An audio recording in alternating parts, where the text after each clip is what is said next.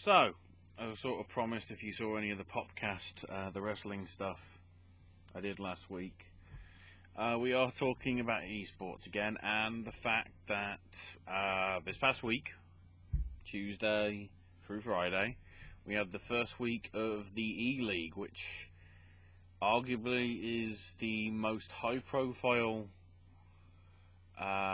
showing of eSports on mainstream television that I am aware of ever happening. In case you don't know, it's all surrounded around Counter-Strike Global Offensive, CSGO, tournament where 23 teams were. There was one team that had to go through like qualifying to get in, and then the other 23 teams were invited for sort of a ultimate sort of grand finale sort of thing. So yeah, as I say, it debuted this week, and the structure was pretty fair to make sure that everybody got at least 8 matches, possibly 9 at the least. The way they do the structures is they structured the 24 into 6 groups of 4, and each week will be a group of 4, playing 2 matches against each of the 3 teams, so in total they play 6 maps. Then whoever finishes top of the table of those 4 faces the bottom of the table again, obviously, in a best of 3, and then second v third same, and then the final is best of 3 again. In terms of what happens with it, Tuesday and Wednesday the group stages, and then the semi-finals on Thursday are broadcast on Twitch, as they would be with any sort of other major event that you see on Twitch, whether it be a major or a league thing or whatever, the sort of professional stuff that you expect from a Twitch sort of broadcast. The twist being, of course, though, that Friday night at, I think it's 10 Eastern,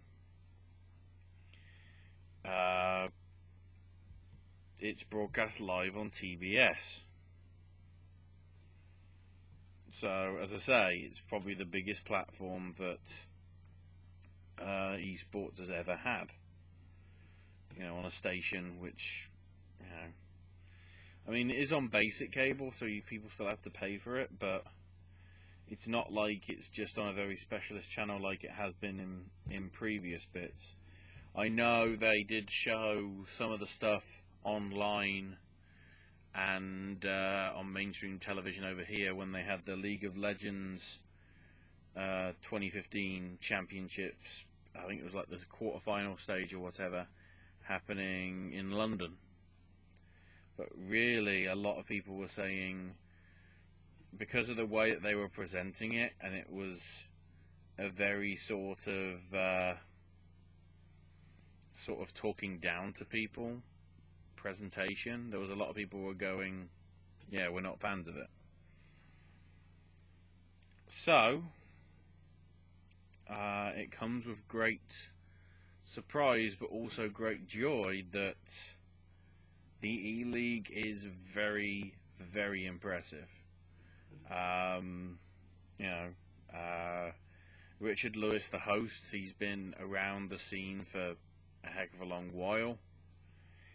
He's had a few issues in the past, but the fact that he's now, I think, like a senior editor or something at Turner Sports in terms of their eSports coverage, that's he's somebody that doesn't cut out the bull crap. In his days of sort of investigative journalism, let's just say some people didn't like him, especially in the League of Legends world. And then other things, but if you want to look into his history, he can. But pretty much everybody has got some sort of history in not a good fashion. So, the analysts of Moses and Mo, and I think it was Dust, talking through the stuff over at least the 3 days that I properly saw it, because I'll get to a problem that I have later. They did brilliantly. Anders and Semmler, who are like, if you want a commentary team for eSports, they will probably be the first one you go to, at least in Counter-Strike. But I think they both started not really being into the Counter-Strike scene, moving in, and are basically just brilliant at presenting it and making it attractive to everyone, because that was the big thing. And Chris Puckett as well, doing good job with the interviewing. The key issue is that in order to actually get a fair synopsis of the whole week, I had to go to an illegal stream of TBS. You may be wondering why. Things differ.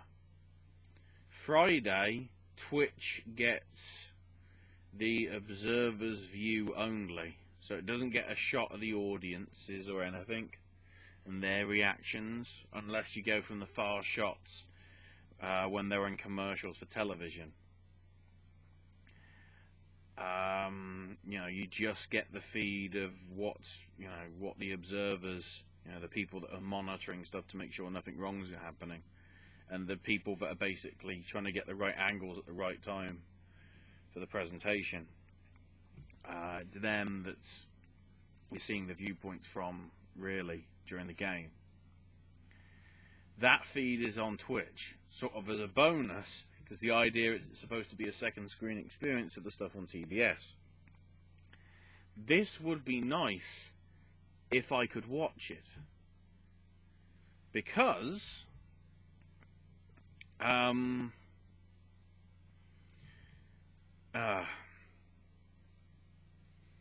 the issue here is, at least in Canada, the two of the big markets that are interested in it, Canada and the UK,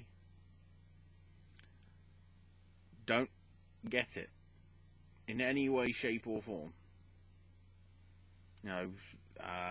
Countries in South Africa gets it, various places in Southeast Asia, which I'm surprised that they'd be interested, considering the only Asian team they announced last week were not able to make it due to visa issues, which I secretly think is because they're Chinese and because of all the, I don't know, there seems to be issues with the Chinese being able to be Chinese or any sort of mainland Asians, because the Mongols on the last major had issues in terms of visas and everything. Apparently they just, I guess, don't like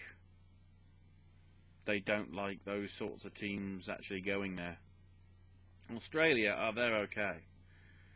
From Japan or China, ooh, no. I really hope that this isn't a trend, but I wouldn't be surprised if it was. But either way, Southeast Asia's getting it. Scandinavia, the pan-Nordic countries are getting it. I think Germany is. America obviously is through TBS. I think it's on in South America in certain markets, but basically it's not on here. Mainly because if any station was going to broadcast it, it'd have to be broadcast at 3 in the morning. And the thing is, 3 in the morning probably isn't a great time for a lot of people in this area of the world, in Europe. Obviously there's die-hard fans like me that will stay up and catch the Twitch stream, which I eventually had to revert to because, understandably, the illegal stream did get pulled eventually. But from what I saw from the illegal stream of what I from presentation and everything, because they didn't like hold people's hands. They went through the basic rules to fill everybody in that's never seen it before. They explained the lingo throughout, but at the same time putting on, a very strong broadcast to people that do know what they're talking about and whatever. I know some of the stuff in the Twitch chat, they were amazed at the crowd reactions. I think some people felt that the crowd were a little too passionate, shall we say, for the North American team that was in the final. Because admittedly, it was an upset, but then, like, towards the end, the team which is the best team in the world, normally at the end, because we saw it at the major event a few months back in Columbus, Ohio. At the end, they were sort of cheering them on to their victory a few months back. But in this show, it was sort of whenever they were really doing something well, there was sort of silence, but a few people that were cheering them because they were their fans, the Luminosity fans that wanted to go there. And if you are into esports, you know all the issues that have apparently come up this week regarding Luminosity, but I'm not talking about them here. I'm only addressing the ELeague sort of stuff, because I don't want to get involved into all that shenanigans, because there's a lot better people doing the analysis. Foreign, who apparently is going to be on the desks at some point throughout the rest of the league at various points, and also a couple of Brits, James Bardolph and DDK, doing commentary as well. I guess when Anders and Semler are busy on another event, more than likely.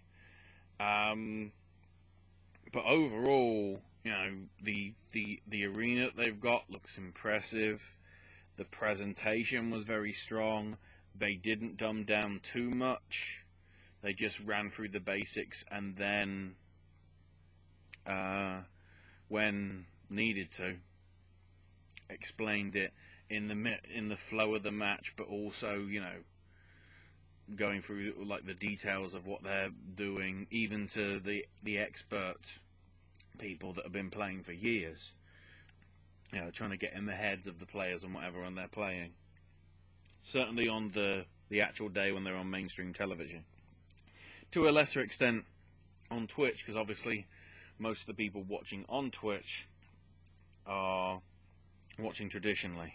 I understand why they can't do the television style broadcast on Twitch. It's just, for some markets like me that would really like to see that, we're not going to be able to. I think the only way that we maybe even be able to catch the television style presentation, which I'm not even sure if you can, from what I saw from the VODs that got put up on YouTube. It's a shame, but I can understand why it's done because of all sort of agreements and everything, and how it's been put together and all that. All in all, it was a very strong opening from them. Regardless of performances of this stuff, I'm saying as a whole, as a product, the Twitch stuff was as good as ever, but in terms of what they were doing for mainstream TV, it was as if it was a Twitch broadcast, and because the Twitch broadcasts are professional enough when you get to the higher echelons of the major competitions, you hope. I've seen some things that have been absolute horror stories and heard of the horror stories, never actually got to see them. There were some major issues with some events that were built up to be big ones, and then, were really, really damp squibs. But this delivered it deserves a place on prime time. I wouldn't say every week. I think the way that they've structured it, especially with other tournaments happening, is a very strong way to get it forward to a new audience, and also to get the existing audience to actually be watching it. I mean, some would say it's archaic to be watching it on a TV, but in essence, if people are going, I mean, it's giving the TV stations ratings, I guess, but the fact that most people would probably be casting it to their TVs, via, smart TVs, or, dongle things like Amazon and Google Chromecast and all that, and probably watching it on their television anyway. It just means they just go to a different place. And as I say, the presentation of it was really top notch, and they did a really good job. All the production crew, all the hosts, analysts, commentators, interviewers, observers, all that sort of stuff. And it's not. This isn't going to be a week by week review. I might do something, once the tournament's over. Perhaps not give my thoughts on the tournament again, but just general thoughts on how it's gone over the actual whole 10 weeks of the event, rather than just this first week and week by week. Especially because over the next couple of weeks, E3 is coming up, and that is going to be my focus. I smash my fingers on the table. Damn. But yes, it looks great so far. Let's hope it stays that way for the next 9 weeks or so, because, if this does prove to be a success and sort of legitimizes eSports being seen, as a legitimate sort of deal that people should be interested in,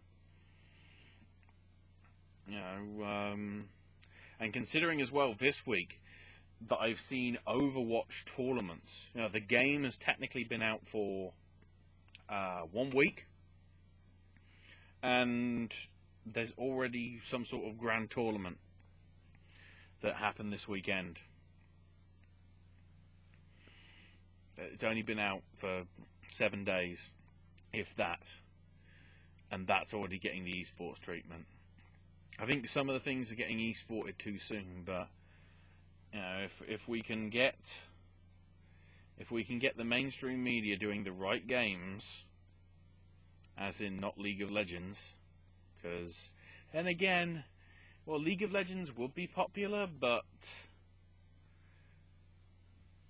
the issue there you have is it's with that sort of stuff, because of the way that it's controlled by Riot, there could be some issues there in terms of what we actually get to see, because they do a professional job as well, but some of the squabbles that they have could undermine the presentation of it. I think, as a launch pad, and for CSGO to go, well, we're willing to be sort of the litmus paper. Really good start. Let's hope it continues.